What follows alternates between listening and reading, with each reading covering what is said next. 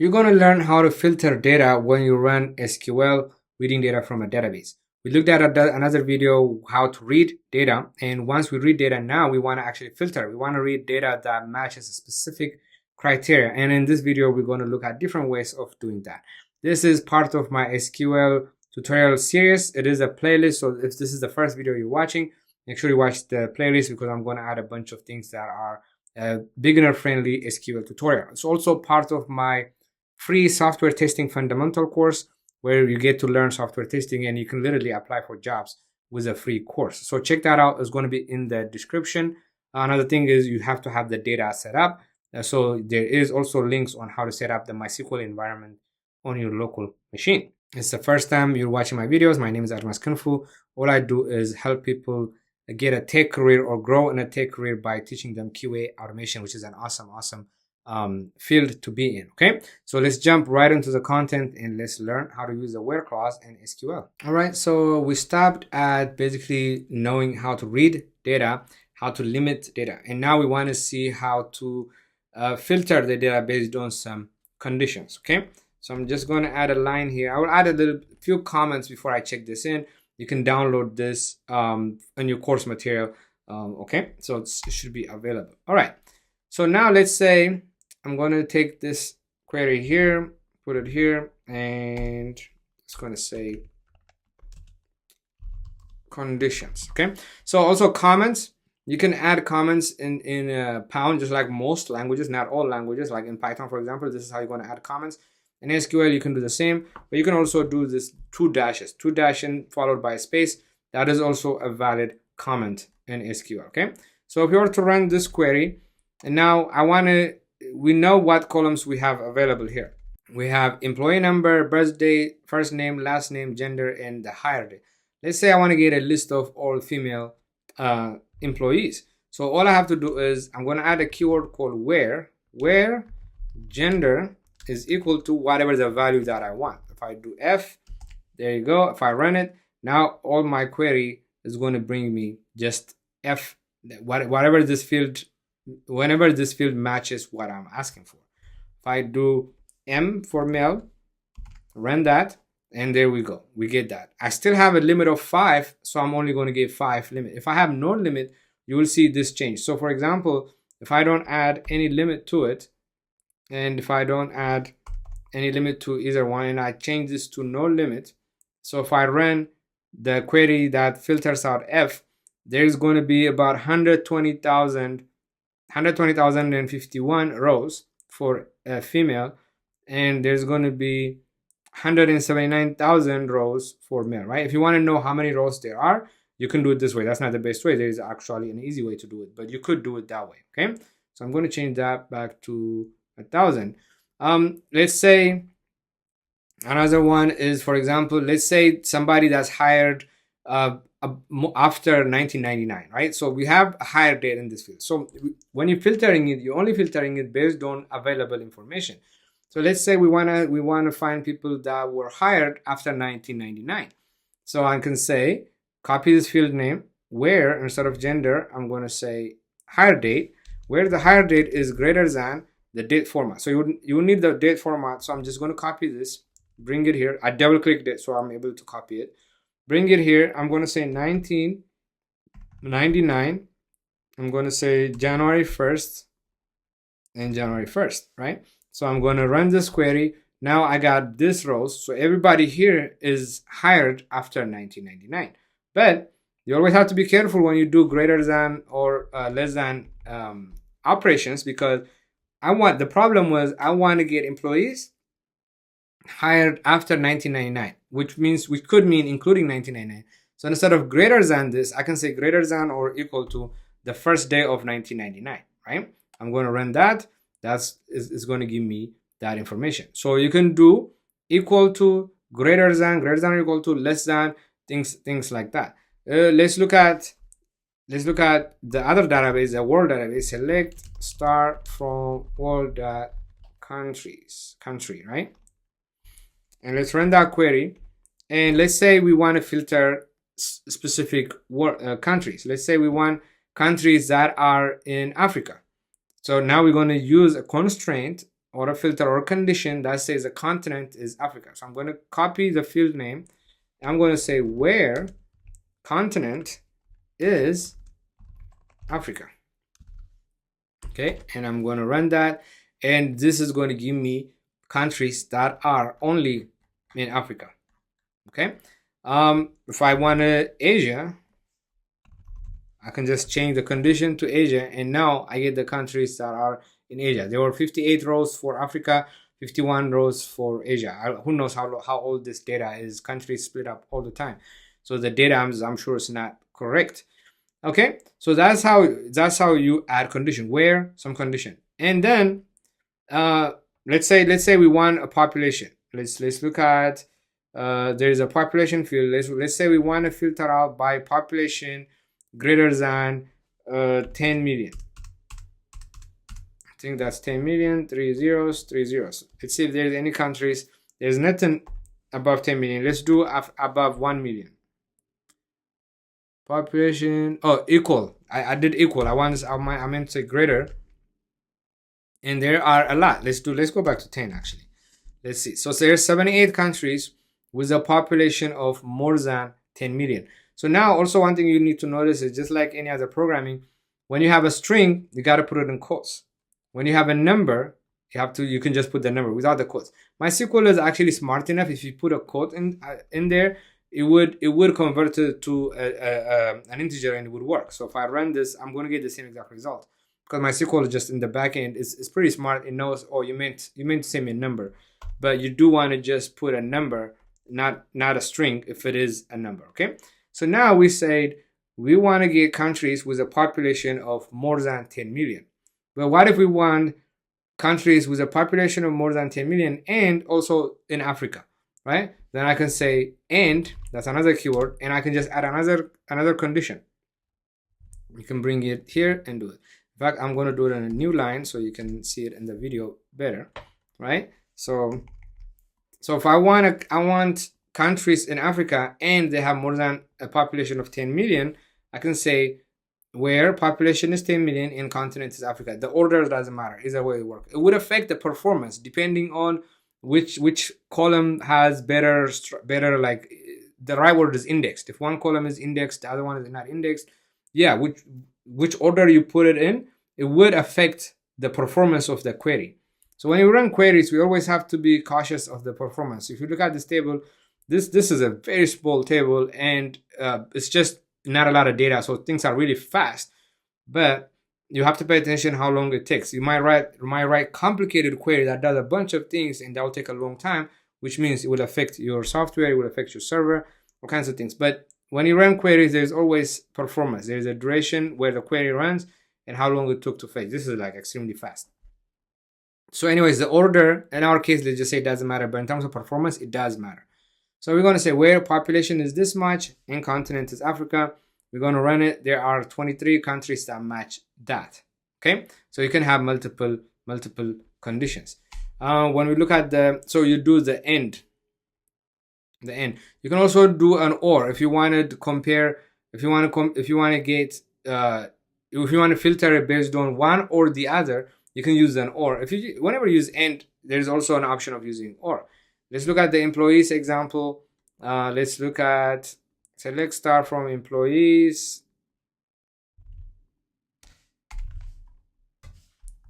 Let's look at, in fact, the titles table, right?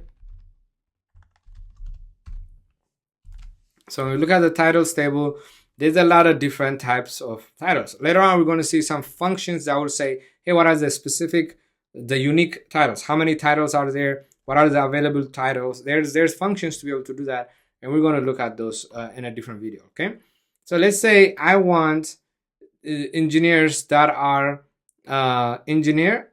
I want employees that are engineer or senior engineer. Right? Let's see, what is this one? Assistant. Oops, I don't want to sort it. Okay, there's senior engineer.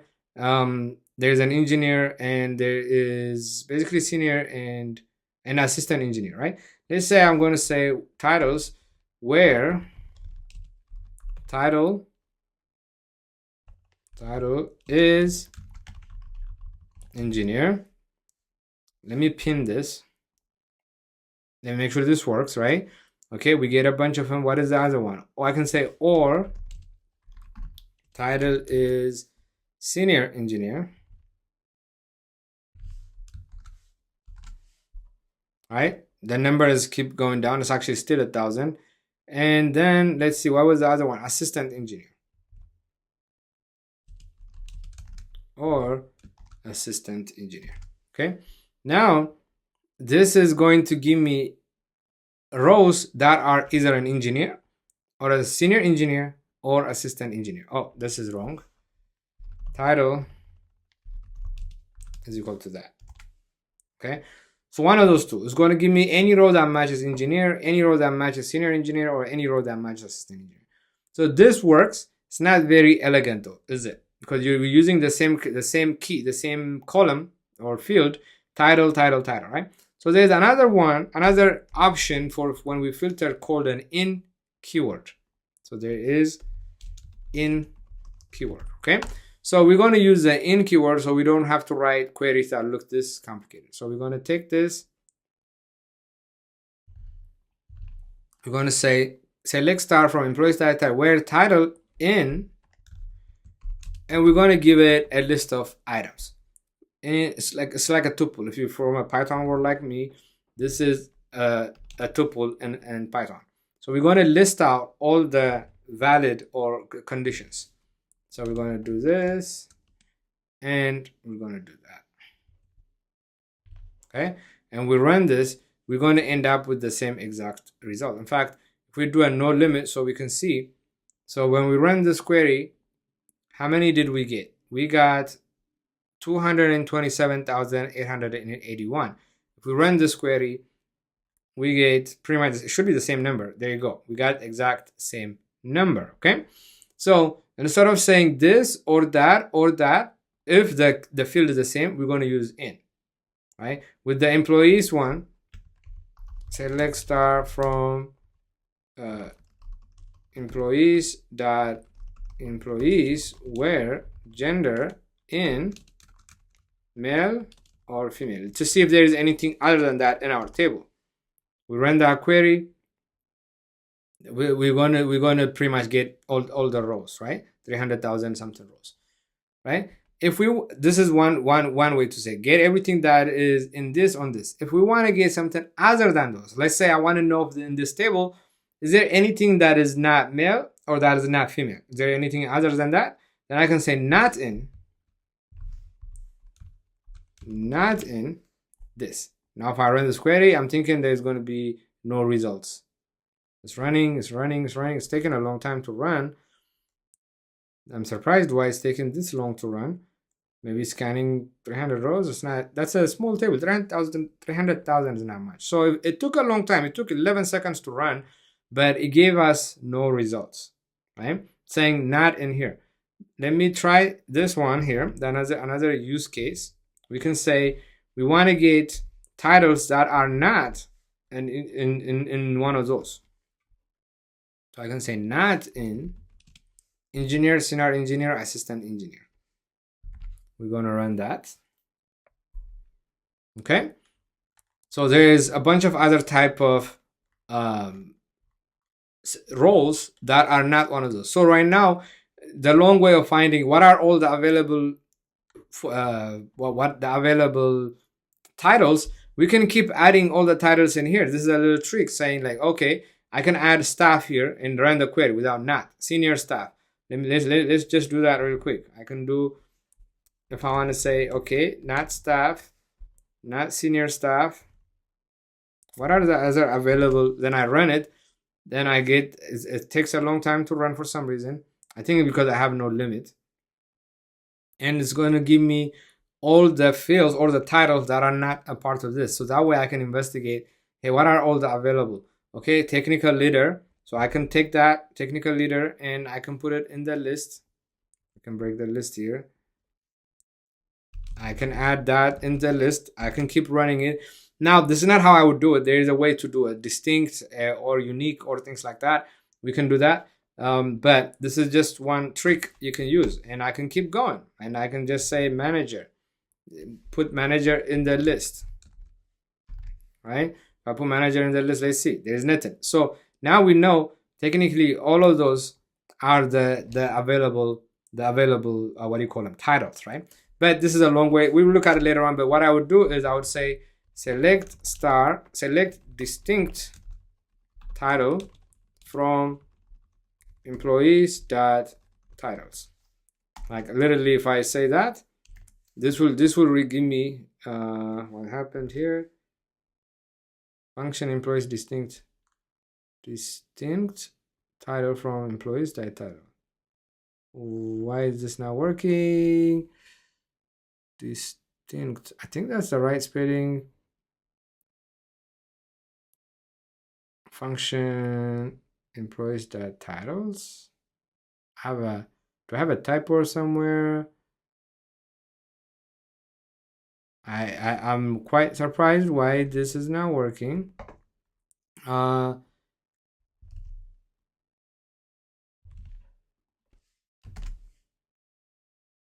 There you go. What? I had a typo I can't see or something. So it's taken a long time and then it failed. Function employees dot distinct. Distinct. Wow. There you go. I should have known because the function didn't get highlighted. So anyways, you can run this function that will give you a unique names. So we'll talk about functions in a different video because there's a lot of functions like that we're going to do. So one other one I love to use, so where something equals something is one of the keywords, and then when you do something equals something and something and something, and using the or option, right, the way we did it here, the or option, that's good. Then the last one I want to talk about is like using a substrings. Here, for example, we use this guy to say anything to find out anything that is engineer, right? So we can take this and we can use the like keyword. We can say employee's title, where title, we can say like, right? We can get rid of this. I want to do like, open and close quotes, put percentages, and put engineer, right? So this will do a wildcard match or a partial match. Percent meaning anything before it, this specific string, and anything after it. So this will give us all the titles or employees with the title of the word engineer, right? It can be this doesn't seem right. Title staff. Why would this? Is this the right response? Oh no, the query is still running. So I'm going to add a limit back, 1000 limit. So now every result here it has the word engineer. So like is basically you take a partial part of the word and try to match it. So if we go look at the employees table, if we want to get any name that has EO in the name, I can say where first name like person quotes open close percent, right? And anything that matches, let's say EO. So this will give me all employees that has the word EO in the name, right? There's quite a lot of them. Let's say EOR, like that, okay? There's a lot of Georges in here, right? We can say if we remove the percent from the beginning, right? So that means we're going to say match string that will start with this, but ends with anything.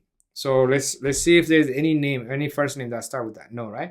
If I want to get any first name that starts with A, I can just say a dot start. So like is extremely popular. It's really useful. I probably should create a new video just for like, but it's a partial match. So first name that starts with the word A and has anything, and I can say and last name like. So I also want all last names that start with the word A. If there's any employee that both their first name and last name start with the letter A, this will get it for me, right? So A is like that. You can also put the percent at the beginning and some kind of letters and nothing at the end. That just tells SQL something that will end with that. Anything at the beginning, but it ends with that. So it's taken forever because maybe it's not finding anything. But that's the word like, or the keyword like, okay? And one last tip, you see how I have lowercase and uppercase mixed up. What you can do is you can highlight a function, go to edit, go to format, and you can say uppercase keywords, and this will uppercase all the keywords. Or you can just highlight the whole file, edit, format, uppercase keyword, and that should, what just happened, that will just uppercase all the keywords. Okay, so this one, the query I was running, this query was tough for it. I'm quite surprised, but it actually timed out. The connection broke because it took a long time to run. Anyway, because I'm not doing this queries on my local database, I'm doing it on the remote database. Anyways, that's how you add conditions into your where class. So where something is something, where something is greater than this or less than that, or where you do an in statement where something is in a bunch of options, and finally like, which is a very, very powerful keyword. When something is like something, you just use a partial match instead of using a full match. Okay, so that's how you do where clause. Let's continue and learn more things about SQL. There's a lot more just about reading. We're going to learn how to sort the data and how to use functions, how to count, and things like that. There's more into reading SQL. So let's continue and make sure you do the exercises that is available for you. Basically, everything we learn right now, I have challenges for you to make sure you actually just understood what we did. Okay, it's all hands-on.